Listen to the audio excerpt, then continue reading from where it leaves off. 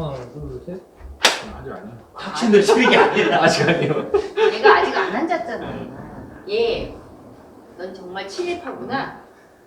언제쯤 방송에 익숙해지는 스미마생, 스미마생, 대체 언제쯤? 스미마생. 자, 가겠습니다. 하나, 둘, 셋. 두 번 치지 마시죠. 잠시만. 다시 갈게요. 하나, 둘, 셋.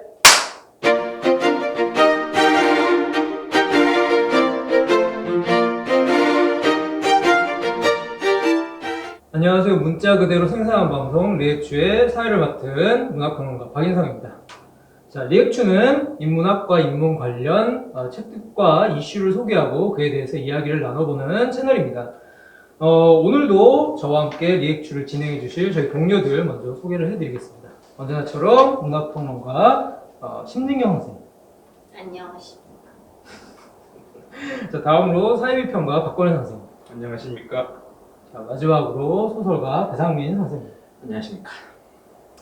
자, 오늘 다뤄볼 책은 세계적으로 유명한 SF 작가이면서 특히나 이 작가를 한국의 SF 매니아들이 그렇게 좋아하는 작가라고 합니다. 바로 테드 창의 신작 숨이라는 소설집에 대해서 이야기를 나눠보려고 합니다. 테드 창 작가의 전작인 당신 인생의 마지막 이야기가 발간된 지 무려 17년 만에 나온 신작이라고 해요. 그래서 어떻게 보면 엄청나게 이제 태작을 하고 있는 작가이기 때문에 SF 팬들이 불평을 제기할 만도 한데, 그럼에도 불구하고 워낙 소설이 재미가 있고 또 가치가 있는 작품들이다 보니까 이 작가가 이런 식으로 태작을 하더라도 정작 불평을 제기할 수 있는 팬들이 많지 않은 거죠.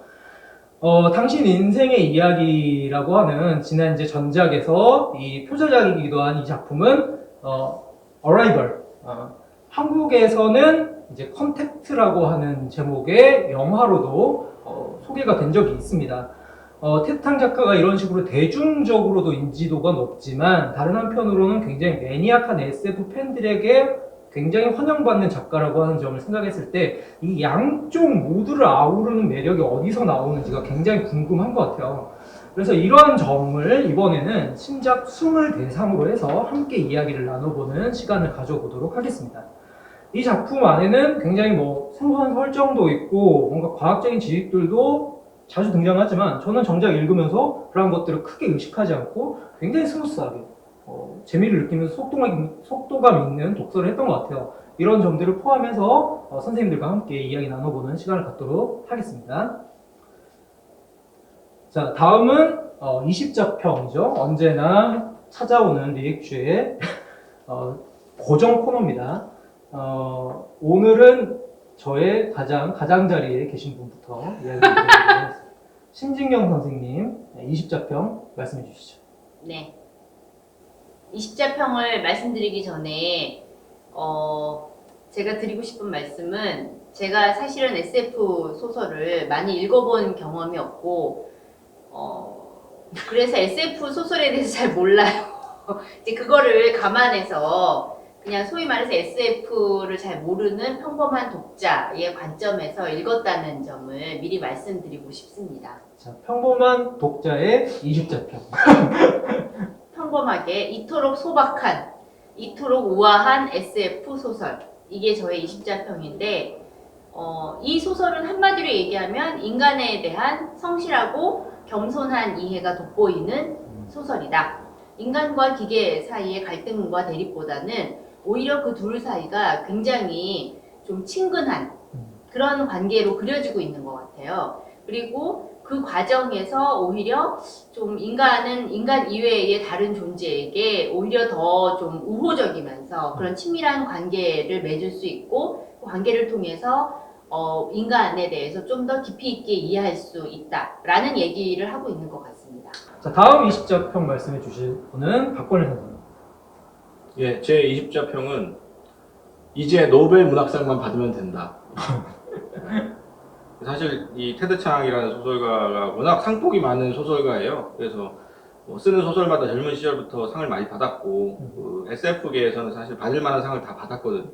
심지어 쓴 소설보다 받은 상이 더 많다는 얘기가 있을 정도로 뭐 휴고상이라든지 네뷸러상이라든지 유명한 상들을 몇 차례씩 다 받았어요. 그래서 더 이상 이제 SF 쪽에서는 오를 고지가 없는 작가이기도 하고, 그리고 사실은 저는 이 노벨 문학상이라는 상이 사실은 뭐 우리가 흔히 얘기하는 순문학 뭐 여기에 한정된다고 보지 않고, 사실은 뭐 문자로 된 모든 어떤 텍스트로 된 모든 문학에 다 해당된다고 생각하기 때문에 저는 뭐 테드창 정도의 역량을 갖고 있는, 그리고 이 정도의 성취를 이룬 소설가라면 뭐 충분히 받을 수 있지 않나, 뭐 이런 생각도 들고요. 특히 최근에 뭐 노벨 문학상의 어떤 흐름이 뭐 노래를 작사한 이제 뭐 그 밥 딜런도 상을 받고, 그리고 그 알렉세이비치 같은 경우에는 이제 에세이와 같은 에세이스트이기도 하고, 이제 그런 에세이에 가까운 소설을 써도 이제 문학상을 받는 걸 보면서 SF 소설도 이제 뭐 노벨 문학상 정도는 충분히 받을 수 있을 만한, 이상하지 않은 그런 시대가 된 것 같아서 이제 노벨 문학상만 받으면 된다라고 20자평을 했고요. 테드창은 사실 제가 어렸을 때부터 좋아했던 작가예요. SF 작가, 판타지 작가들 중에서도 로저 젤라즈니하고 함께 제가 가장 좋아하는 작가 2명 중에 한 명이고요. 그리고 뭐 전체 문학을 다 포함해서도 10손가락 안에 꼽을 만한 제가 아주 애정하는 소설가입니다. 그래서 아까 태작, 과장 얘기를 하셨는데 뭐 워낙 글을 느리게 쓰는 사람이기도 하고 적게 작품을 내는 사람이기도 하죠. 그리고 대부분 다 단편 소설이고 그런 부분들이 조금 아쉽긴 하지만 사실은 또 기다리는 쪼는 재미가 있죠. 이번에 나온 이 책들도 사실은 저는 이미 뭐 나온 지 10년 된 소설도 여기 이 책에 포함되어 있는데 일부러 찾아서 읽지 않았어요. 뭐 나와 번역되어 있는 걸 알고 있었지만 책으로 묶여 나오면 한꺼번에 읽어야겠다 생각하고 안 읽었는데 이번에 읽어보고 나서 역시 테드창 최고다. 그래서 기다린 보람이 있었던 것 같고요. 재밌고 근데 제가 요즘 워낙 바빠가지고 아직까지 좀 못 읽은 작품이 몇 개 있어요. 그래서 나머지 작품들은 제가 리액츄를 끝나면 마저 읽을 작정이고요. 즐거운 시간이었습니다. 개인적으로. 단 2권의 책으로 어떻게 보면은 이 정도까지 평가를 받는 테드창이라는 작가에 대한 굉장한 사랑창과 함께 어떻게 보면 더 이상 이제 SF 작가라고 하는 뭐 레테르를 떼어도 어디에다 내놔도 뭐 손색이 없는 이런 작가라고 하는 걸 강조해 주신 것 같습니다. 자, 다음으로 배상민 작가의 20자평 들어보겠습니다. 네, 저는 테드창 퍼스트 컨택트가 저의 20자평입니다. 퍼스트 컨택트는 SF 하위 장르 중에 하나예요. 그러니까 첫 만남인 거죠. 첫 접촉에 우리말로 하면 문자 그대로 뭐 외계인이라든가 뭐 과학적으로 만날 수 있을 것 같다는 만날 수 있을 거라고 상정되어 있는 존재와 인류와의 첫 만남을 다루는 소설이 이제 SF의 하위 장르인 퍼스트 컨택트인데 테드창이 한국 소설에 준 충격이 이 정도였던 것 같아요. 제 생각에는. 첫 번째는 뭐냐면 테드창 때문에 한국에서 SF 소설이 재조명받기 시작했어요. 그러니까 SF 하면 뭐 로봇들이 나와서 싸움이나 벌이는 그런 킬링 타임의 장르라고 생각을 했다가 테드창의 존재로 인해서 이제 크게 말씀하셔야 돼요. 안 들어가요, 오디오가. 자, 그랬다가 테드창 때문에 소설이 이 SF가 존재론적인, 신학적인, 철학적인 고민을 할 수 있는 장르구나라는 게 재조명됐고, 두 번째는 테드창으로 인한 형식적인 충격이 또 왔어요. 그러니까 일반적으로 기승전결이 있는 이 형식의 어떤 장르 소설, SF 장르 소설이 주류였다면 특히 한국 소설 SF 작가들이 테드창처럼 에세이식으로 쓰기 시작했어요.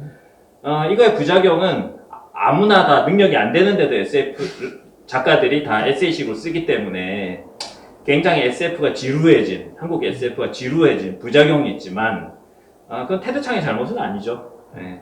그 다음에 제 생각에는 테드창 그 자체가 퍼스트 컨택트예요. 어떻게 보면 여태까지 SF는 소설에 과학을 담았잖아요. 근데 저는 테드창 할 때마다 그 반대라고 생각돼요. 과학적 사고를 소설에 담은 것 같아요. 그래서 테드 창이라는 이 인물 자체가 어떻게 보면 소설의 퍼스트 컨택트가 아닌가 그렇게 생각해 봅니다. 이야기를 듣다 보니 뭔가 태창 작가가 한국 SF계에도 빛과 소금 같은 존재인데 빛과 어둠도 있죠. 그렇죠. 소금 간이 너무 짠 거죠. 그래서 좀 짜진 경향도 한국 SF에 미친 영향이 있다라고 생각을 해보면 정말 굉장한 영향력을 가지고 있는 작가라고 하는 점은 뭐 믿어 의심치 않아도 될 것 같습니다. 이제 우리가 실제로 숨이라고 하는 이번 작품집을 대상으로 해서 구체적인 이야기를 나눠보도록 할 텐데요. 아무래도 이 작품집이 중단편집 여러 작품들을 포함하고 있다 보니까 여러 수록작들 가운데 각 선생님들이 생각하는 내가 생각하는 베스트 작품이 각자 좀 다를 것 같아요. 그래서 이번에는 각 선생님들이 생각하는 이 작품집 안에서의 나의 최고의 작품이 무엇인지 한번 소개를 해주시고 그 이유도 함께 설명을 해주시는 기회를 갖도록 하겠습니다. 자, 이번에는 역순으로 한번 해가지고 배상민 작가 이야기부터 먼저 들어보도록 하겠습니다. 저는 표제적인 숨일 수밖에 없는 것 같아요. 뭐 숨은 다들 말씀하시겠지만 저는 테드 창이 소설이라는 단어 자체에 가장 부합한 인물이라고 생각하는데요. 소설이 작을 소자의 말씀 설자잖아요. 그러니까 작은 이야기로서 큰 주제를 담는 게 저는 소설의 장르라고 생각을 하고 그게 소설의 자유로움이라고 생각하는데 숨은 기계인간의 이야기죠. 기계인간이 자기를 분해해서 자기 뇌의 흐름을 분석을 해서 인간의 사고, 그러니까 기계인간으로 상정되는 외계 혹은 다른 우주의 어떤 존재가 사고라는 걸 어떻게 하는지, 그 다음에 기압에 관한 건 다른 분이 말씀해 주실 거예요. 그런 거를 이제 얘기를 하는데, 저는 숨이 좋았던 이유는 간단하게 얘기를 하면, 서양 문명은 항상 인간을 기계론적으로 바라봐요. 그래야 뭐 의학이든 이런 게 발달하기는 하죠.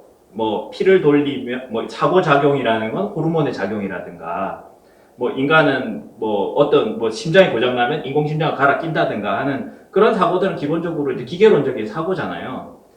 그런데 이 숨에서는 그 기계론적인 우리의 그 과학관, 그 사고를 어떻게 뛰어넘을 것인가를 고민했던 것 같아요. 그래서 저는 이 장면이 되게 감동이었어요. 인간, 그 존재의 의미를 어떻게 찾느냐 하는 것은 우리의 숨결에 있다고. 우리는 언젠가 소멸하겠죠. 그러니까 엔트로피도가 증가하게 되면, 무질서도가 증가하게 되면, 우리는 언제나 소멸적으로 나아가지만, 결국은 소멸할 수밖에 없는 우리라는 존재의 의의를 어디서 찾을 것인가 하는데, 그거는 우리가 세상을 살아왔던 숨결에 있었다는 거. 그러니까 우리가 남겼던 어떤 흔적들, 그것만은 소멸하지 않을 것이고, 그것이 다음 우주로 전달될 것이다라는 되게 거대한 이야기와 동시에 어떤 인간을 기계론적으로 보는 것에서 인간이라는 존재 자체를 어떻게 규정할 것인가에 대한 질문의 해답을 테드 창이 이 숨이라는 소설로 했다라는 생각이 듭니다. 어떻게 보면 인간 하나의 육체 안에 어떻게 우주가 오롯이 포함될 수 있는지를 보여주는 뭐 그런 그건 아니고요. 인간의 존재가 과학을 뛰어넘어서 인간이라는 주관적인 존재가 어떻게 객관적이고 기계적인 과학을 뛰어넘어 그 존재의 의미를 획득할 수 있는가. 제 요약이 잘못됐을 수 있고요. 어쨌거나 그럼에도 불구하고 앞서 말씀해 주신 것처럼 숨이라는 작품을 통해 우리가 알 수 있는 것은 과학 소설이라고 흔히 이야기하는 SF 장르에 결국에 강조점이 있는 건 과학 소설이 아니라 과학 소설이다라고 하는 점을 아마 또 강조해 주신 것 같습니다. 무슨 차이가 있죠? 둘 쪽에 이 우리 다시 해야 소설이라고 하는 장르의 베이스에 조금 더 핵심이 있고 인간에 대하여 천착하고 있는 네. 지점들을 네. 말씀해 주시지 않았나요? 아닌가요? 아니라면 네. 넘어가도록 하겠습니다. 우리 망한 것 같아. 아니 침착하게 네. 다음 순서로 넘어가도록 하겠습니다. 아무 일도 없었던 것처럼. 자, 다음 그 작품 베스트 작품 말씀해 주실 분은 박권 선생님. 네, 저 숨을 저도 굉장히 잘 읽었고요. 감동적으로 읽었습니다. 그래서 전체적인 감상은 배상민 선생님 방금 말씀하신 거랑 크게 뭐 차이는 없고요. 저 역시도 이제 숨에 대해서 얘기하기보다는 근데 숨만큼이나 또 재밌게 읽은 소설이 사실적 진실과 감정적 진실이라는 작품이 있어요.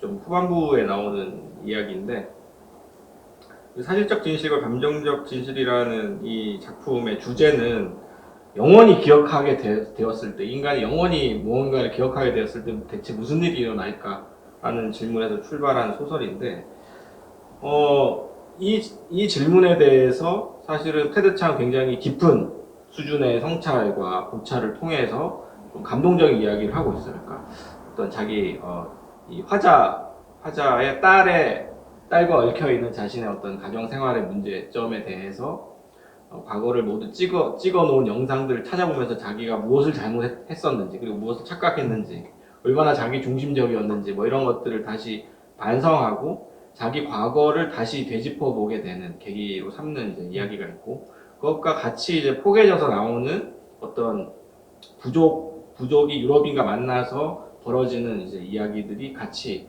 이제 이어지는 구조인데, 제가 이 소설을 읽으면서 처음 딱 떠오른 소설이 하나 있어요. 보르헤스의 기억의 천재 푸네스라는 단편 소설인데 제가 갖고 나왔습니다. 보르헤스 전집 그 픽션들에 나오는 기억의 천재 푸네스라는 소설이 있는데, 이 글자 그대로 기억의 천재 푸네스라는 소년을 이 작중에 있는 화자가 우연히 만나서 여름 휴가를 갔던 동네에서 만나서 그 소년과의 짧은 만남을 통해서 이제 기억을 영원히 기억할 수밖에 없는 사람이 겪어야 되는 이야기를 하고 있는데, 비슷한 주제예요, 사실은. 네, 비슷한 주제인데, 이 보르헤스가 얘기하고 있는 이 기억의 천재 푸네스가 모든 것을 보자마자 기억하는 소년이거든요. 그래서 이 푸네스는 사실은 이 보르헤스가 보기에는, 이 보르헤스의 소설 속 작가가 보기에는, 화자가 보기에는 모든 것을 기억하기 때문에 이 사람은 사고를 할 수가 없는 거예요. 일반화가 안 되고 일단 차이의 구별 같은 것만 있으니까 추상화, 일반화, 개념화가 안 되는 거죠. 그러다 보니까 모든 것들을 다 보자마자 그냥 사진 찍듯이 다 기억해버리고 그대로 다 흡수를 하니까, 사실은 우리가 뭐 흔히 하는 얘기로 이제 플라톤주의적인 생각이라고 해야 되나? 그런 일반적인 생각을 못 하는 거죠. 뭐 묻고 범조화하는 그런 식의. 왜냐하면 전부 다 다른 것들이기 때문에 묵지를 못 하는 거죠. 동일시가 안 되는 거죠, 그런 것들이. 그런 부분에 대해서 탁월하게 이제 보르헤스를 쓰고 있는데, 테드창은 그 정도 수준에 더 나가서 사실은 그런 모든 것을 기억하는 것들이 인지적 차원에서 뿐만이 아니라 인간의 감성적인 차원, 감정적인 차원, 글자 그대로 인간적인 어떤 부분에 있어서 어떤 영향을 미칠 것인가까지 이야기하고 있다는 점에서 보르헤스가 이제 20세기에 썼던 소설보다도 조금 더 많이 나아간 이야기다라고 볼 수 있고요.